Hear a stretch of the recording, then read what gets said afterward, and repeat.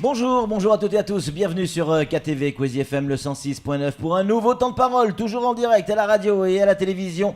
Notre invité ce matin, c'est monsieur Brablé, il est directeur des douanes ici à Mayotte et avec lui on va parler de contrefaçon. Monsieur Brablé, bonjour. Bonjour Patrick Millan, bonjour Samuel Bocher, bonjour Flo. Merci d'avoir accepté notre invitation. On va parler de contrefaçon. Avec un faux air de Mylène Farmer. Alors on pourrait presque en sourire parce qu'effectivement il y a certains objets, on va les voir, qui peuvent prêter à sourire, mais c'est vrai que la contrefaçon peut avoir des conséquences graves. Oui, absolument. Je crois que le message à faire passer à vos auditeurs et à vos téléspectateurs, c'est que la contrefaçon présente souvent un danger pour la santé des consommateurs et pour leur sécurité. Au-delà de la bonne affaire que l'utilisateur a le sentiment de réaliser, il faut qu'il soit conscient qu'il peut mettre en péril sa santé et sa sécurité. Et celle de ses enfants quand il s'agit de jouer par exemple. Et celle de son entourage, bien entendu, en fonction de la nature des produits contrefaisants qu'il a acquis. Il s'expose lui-même, mais il expose effectivement également son entourage. Alors vous avez écrasé, démoli des dizaines et des dizaines d'objets saisis. Ces objets sont saisis où et dans quelles conditions ? Nous avons procédé avant-hier à une destruction d'objets contrefaits à l'occasion d'une journée nationale de destruction des contrefaçons organisée par la Direction générale des douanes. C'était la 4e édition, mais c'est la première fois que la Direction régionale des douanes de Mayotte s'associe à cette opération. Nous avons souhaité le faire afin de sensibiliser le grand public aux risques et aux dangers que cela représente. Alors, d'où viennent ces objets ? Ils sont saisis principalement ici à Mayotte sur le port de Longoni, dans les conteneurs. Donc à l'arrivée en fait. Lors de l'arrivée des conteneurs au port. Ils peuvent être saisis à l'arrivée sur le vecteur aérien, à l'arrivée des avions, mais également ça peut être saisi dans le fret express ou le fret postal, qui constitue également un vecteur important d'acheminement de la contrefaçon, et notamment de la contrefaçon commandée par Internet. Alors vous avez des exemples d'objets contrefaits ? Il y en a là, Oui, tout à fait. Alors, donc ça... voici par exemple Chicago. un siège auto pour bébé qui contrefait une célèbre marque authentique. Et qui, bien évidemment, ne satisfait à aucun respect des normes, qu'elles soient nationales, communautaires ou internationales, tant au niveau de la norme de sécurité en elle-même qu'au niveau des matériaux qui composent ce produit. Pourtant, on a vraiment le sentiment que c'est... ça, on dirait un vrai, quoi. Oui, on dirait un vrai, bien sûr, mais rien ne garantit l'absence, par exemple, de phtalates. Les phtalates qui sont ces substances moléculaires destinées notamment à assurer la flexibilité du plastique. Les phtalates sont des substances dangereuses pour la santé humaine, puisqu'ils agissent comme des perturbateurs endocriniens. Rien ne garantit qu'il n'y a pas de phtalates dans ce siège. La mousse qui est ici... Rien ne garantit que le bébé qui occupera le siège, ou qui aurait pu occuper ce siège, ne va pas, en la grattant, pouvoir l'arracher, l'ingérer et s'étouffer avec. Sans parler, bien sûr, des risques de rupture mécanique parce qu'il est pas bien lourd, cet ustensile, qui, de surcroît, doit être fixé au siège du véhicule dans des conditions qui, là non plus, ne peuvent pas être certifiées, faute d'un agrément, d'une homologation constructeur ou par le distributeur de la marque. Donc vous voyez que les risques auxquels serait soumis l'enfant placé dans ce siège sont des risques multiples. Alors là, on peut le comprendre, effectivement, le risque pour un siège auto, mais vous êtes venu également avec des draps. Pardon, monsieur le directeur, mais on risque pas grand-chose avec des draps. Alors, je suis venu effectivement avec une parure de lit. Contrefaisant une célèbre marque Vuitton, pour pas la nommer, française. Alors, on ne risque pas, on n'en sait rien, parce que, encore une fois, le message qu'il convient de faire passer, c'est que ces marchandises qui sont fabriquées et distribuées en dehors de tout contrôle ne nous permettent pas de garantir le caractère inoffensif des matériaux qui les composent. De surcroît, le danger de la contrefaçon, il n'est pas seulement d'ordre, pour la santé ou la sécurité du citoyen. Mais aussi économique. Le danger, il est aussi économique. Bien sûr. Cette parure de drap constitue une atteinte directe à notre économie nationale. On détruit des emplois en favorisant le commerce illicite d'articles de ce type.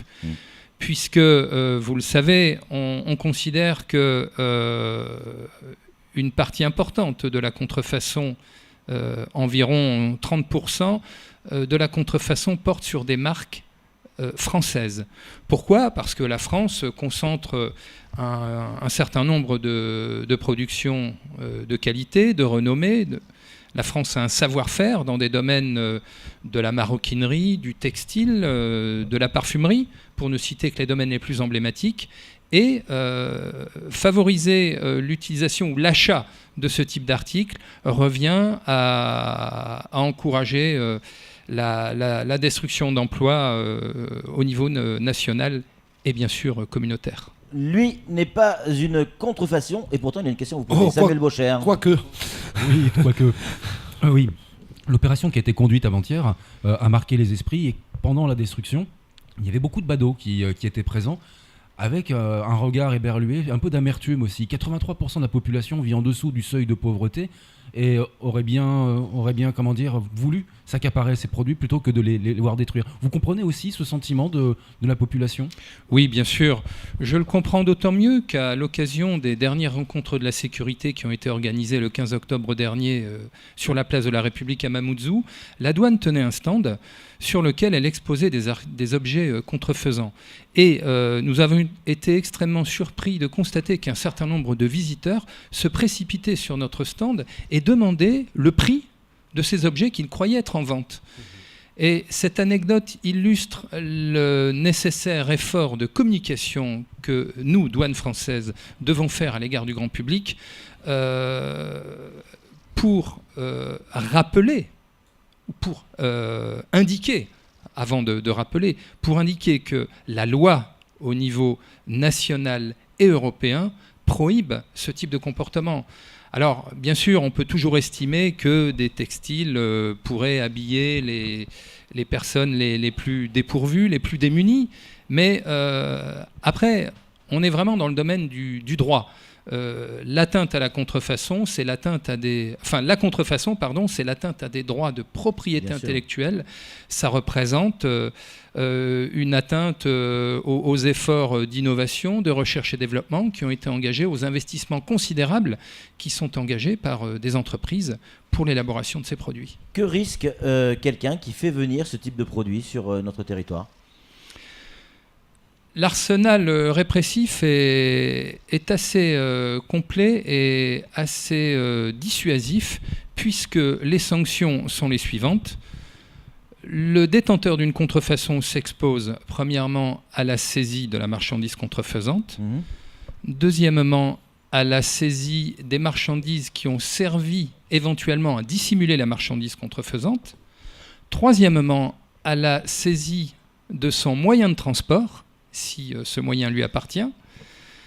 Quatrièmement, le détenteur s'expose également à une amende douanière pouvant aller jusqu'à 2 fois la valeur de la marchandise authentique. Wow.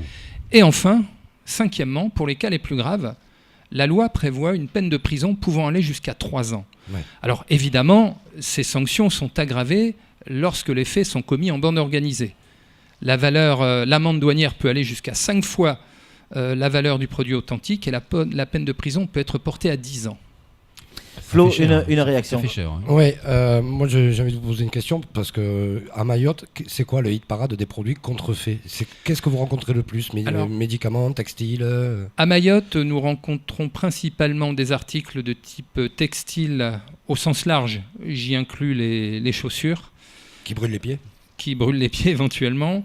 Mais nous avons également beaucoup de produits de type cosmétique, Oui. de médicaments, Les fameuses crèmes éclaircissantes et compagnie, quoi. Alors, les crèmes J'imagine. éclaircissantes qui, effectivement, qu'on trouve en grande quantité ici et qui, elles, représentent un réel danger pour la santé des usagers, des consommateurs ou des consommatrices, puisque ces crèmes sont susceptibles de contenir des allergènes, des substances nocives, des phtalates également, des substances reconnues cancérigènes. Bref, un réel souci pour la santé humaine.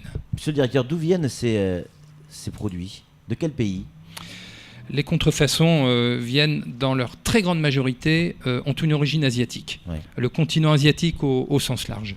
Hein, on estime à environ 80% la provenance asiatique des contrefaçons au niveau mondial. Et donc j'imagine que vous êtes plus vigilant sur des containers qui arrivent d'Asie sur Mayotte, donc on va regarder d'un peu plus près, j'imagine. Bien sûr, Ouais. bien sûr. Samuel? Eu égard au niveau de vie de la population à Mayotte, dont on en parlait, 83% de la population vit en dessous du seuil de pauvreté, est-ce que ça fait que Mayotte est plus sujette au phénomène de contrefaçon qu'un autre territoire? Alors là, très honnêtement, moi je ne fais pas de corrélation entre le niveau de trafic en matière de contrefaçon et le niveau de vie de la population, puisqu'on s'aperçoit que la contrefaçon est loin d'être un phénomène qui est circonscrit aux seules régions avec des populations défavorisées. Le marché de la contrefaçon est en plein essor en Europe ou en Amérique du Nord, dans des pays à fort pouvoir d'achat. Il faut quand même que les réseaux criminels qui gèrent ces trafics puissent s'assurer des débouchés. Oui. Donc ça, c'est une donne économique. Il faut qu'ils puissent rentabiliser à leur manière ce trafic.